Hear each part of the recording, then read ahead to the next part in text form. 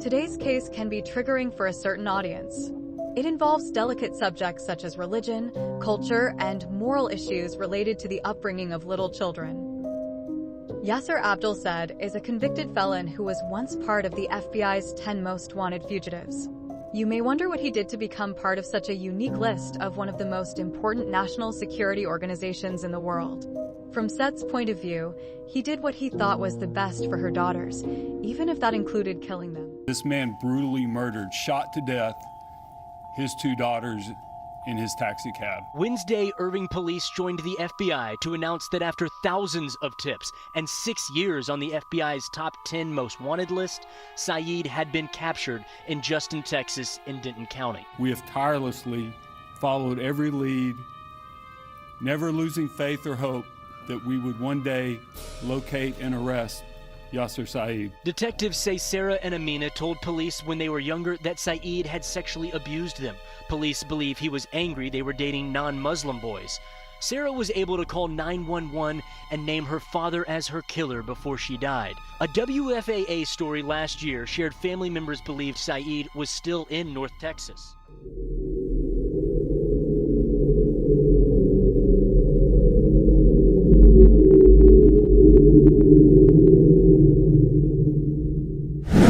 Hey guys, welcome back to Crimeco, your go-to channel for some intriguing and incredible true crime stories. Before I continue with today's case, make sure to subscribe to our channel, hit the like button, and turn on the notifications. So buckle up and get ready to go on a wild ride with us.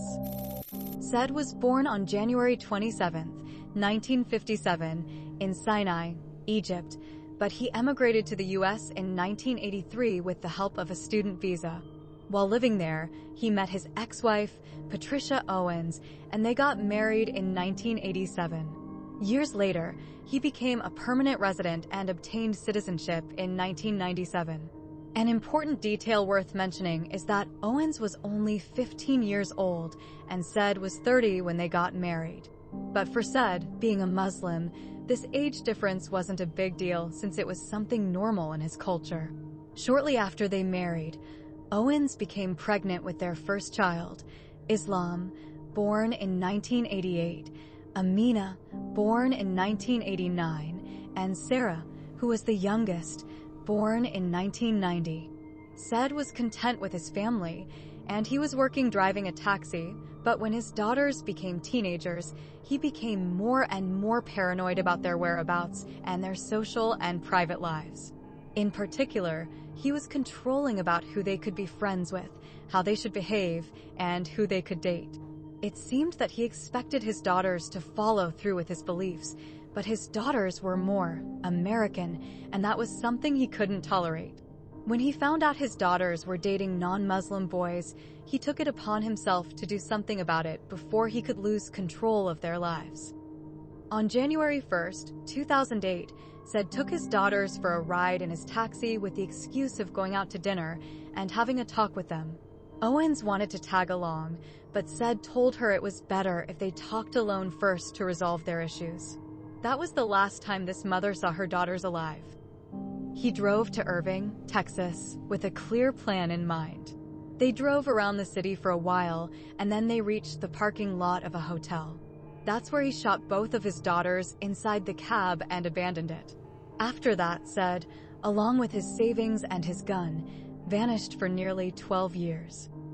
His youngest, Sarah, managed to briefly call 911 and state that her father had shot her and her sister. The police discovered Said's taxicab and the bodies of Amina and Sarah hours later, with the aid of another call from a bystander. On January 2nd, 2008, the police issued Said's warrant, and he was charged with 2 counts of capital murder. From then on, his whereabouts were a mystery. Years passed without a clue, and then in December 2014, he was placed on the FBI's 10 most wanted list. Besides taking his gun and all his savings, neither the police nor his family heard of him for several years. Or that's what the police thought. Said had successfully avoided the law for years, but his luck was running out. On August 14, 2017, a maintenance worker in an apartment complex located in Bedford, Texas, spotted him in one of the units. The FBI started an investigation and discovered the lease was under Islam, said Son. The worker stated that he had to repair a water leak in the apartment. He knocked on the door, but nobody answered, so he used the master key to unlock it. The door was locked from the inside, so he announced himself as a maintenance worker who was there to do some repairs. When the door opened, he met this tall, middle-aged Middle Eastern man and went on with his work. Afterwards, he told his apartment manager about what happened. Apparently, the apartment manager knew that Islam was related to a fugitive, but he didn't think that he would be hiding that person. Curiosity got the best of them, so they looked up some pictures of the FBI's most wanted list, and the worker pointed out that Said's wanted sign looked just like the man he'd seen in the apartment. After this realization, they immediately called the FBI, and that same day, an FBI Dallas division agent was sent to question the maintenance worker. The agent showed him pictures of Said's brothers, along with some more pictures of Said, and the worker confirmed it was the same person. That evening, the agent waited for Islam to arrive and questioned him, but he got angry and refused to cooperate. It was later discovered through his phone records that he was in contact with his uncles and that in a phone call he told someone that they had a problem. The next day, on August 15th, at approximately 1:30 a.m., the FBI Dallas SWAT team went to search Islam's apartment and forced the door open. The unit was empty, but the sliding glass patio door was open. Underneath the patio, there was a bush with some broken branches, indicating that someone had jumped from the patio and landed in the bush. Near it, they found a pair of glasses that they took as evidence, as well as some cigarette butts and a toothbrush. DNA tests later confirmed that the samples came from Said.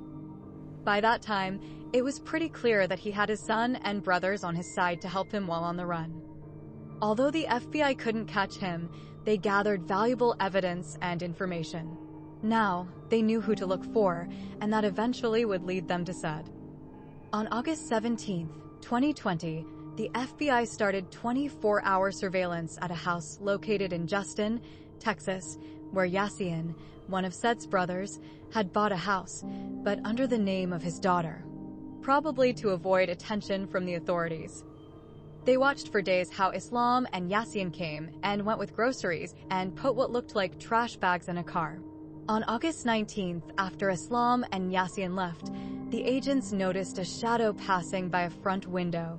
A few days later, after both suspects left the house again with more trash bags, agents followed them.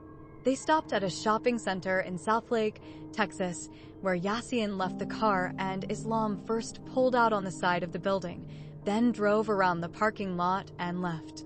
After retrieving the bags they threw, the agents were able to collect more evidence to make the case stronger.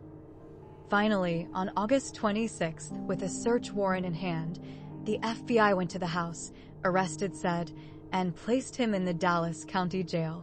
Islam and Yassine were arrested in Euless, Texas. At the time of his capture, Said had been on the run for 12 years. On August 2nd, 2022, the trial began. The prosecution's arguments were based on the controlling nature of Said, explaining that he killed his daughters because he was losing control over them and that it was something that had to be done to maintain the honor of his family. The most important and shocking testimony came from Said's ex-wife, Owens. Visibly disturbed, she stated that Said was very possessive and obsessed with having control over everything as he was the head of the family. She left many times with her kids, but he used to threaten to harm her or her family, so every time she left, she came back to Said out of fear. Said's abusive nature dawned on everyone present when Owens stated that he had molested his daughters. He fathered 2 beautiful daughters.